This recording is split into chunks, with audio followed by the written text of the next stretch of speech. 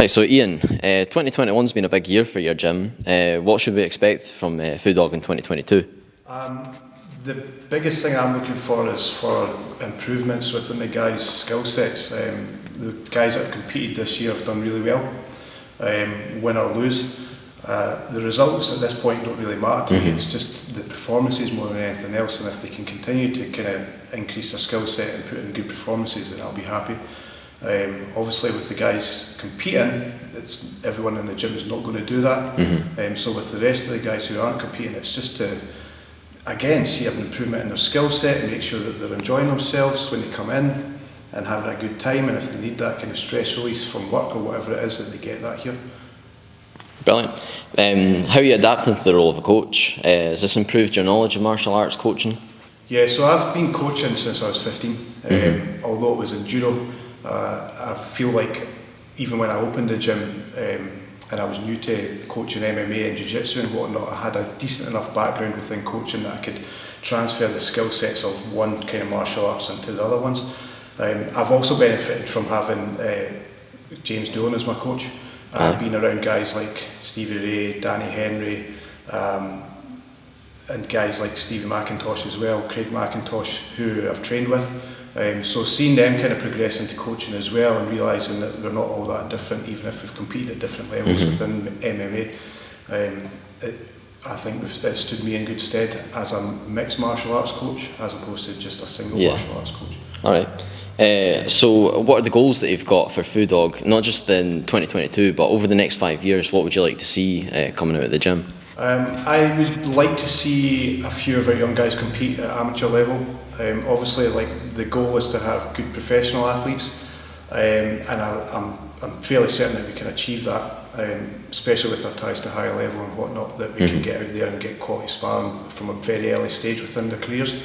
But again, like, the biggest thing for me is just creating an environment within the local community that's going to be welcoming to people, making it a fun environment, making it a good learning experience for them, and just trying to, like, grow and expand, like, our membership within that kind of context.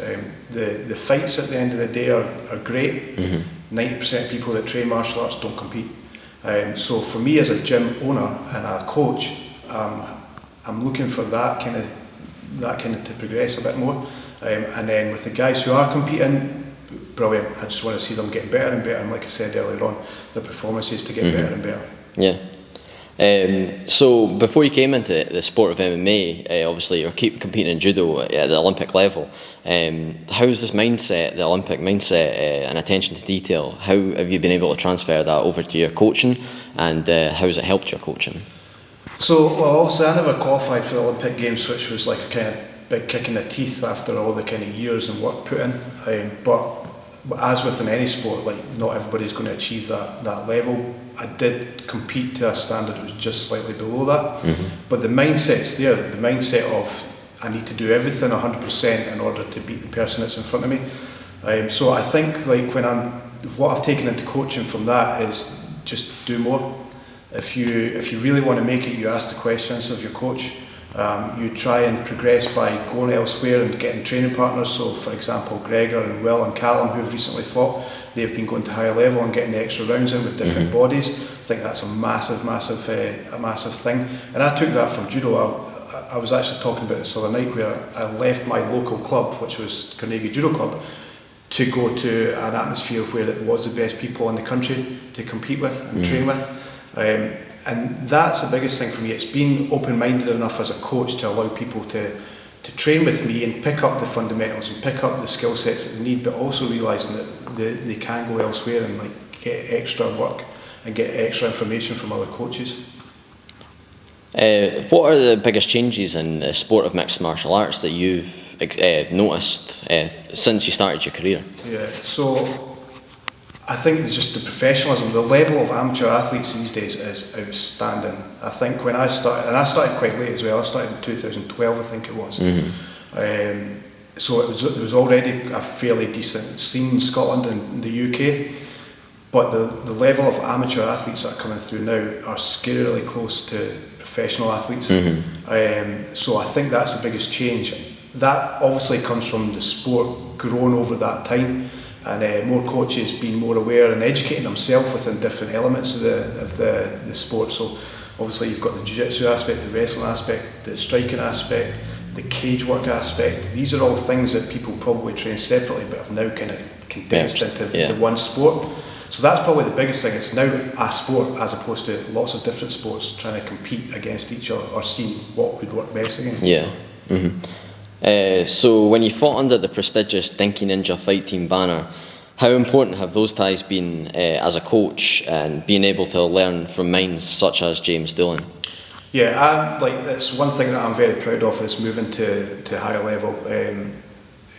Again, that comes from having that mentality in judo of trying to get better, just do everything that I can. I moved from a gym that was pretty well perceived within the MMA community, and the coach was really good, but I just felt I needed the harder rounds. I needed to be a small fish in a big pond, and having James Dueling in my corner and having him kind of just drop little bits of knowledge where and when he can and whatnot made a massive impact. I don't think I would be able to coach MMA in the same way that I do now if I hadn't spent those years under James Dueling and around guys like Stevie Ray, again around guys like Danny Henry, Stevie Mock, Craig McIntosh. Like, it's money you can't buy. Yeah. It's experience you can't buy. It's that. So that's made a massive impact. And not even that, just the guys outside it, like Gary Christie. Like, I would train with him every now and again, not very often, but you pick up things off these guys. Dean Riley, Danny Gray. Like, Danny Gray's helped me massively with my jiu-jitsu over the last couple of years. So all these guys are under that Dinky Ninja banner, and it only improved me. Whether I won or lost fights under it doesn't really matter to me. Like, well, it does, but from a knowledge point of view, you can't buy that. Just gaining experience. So lastly, who are the fighters to look out for coming out of Fu Dog for 2022?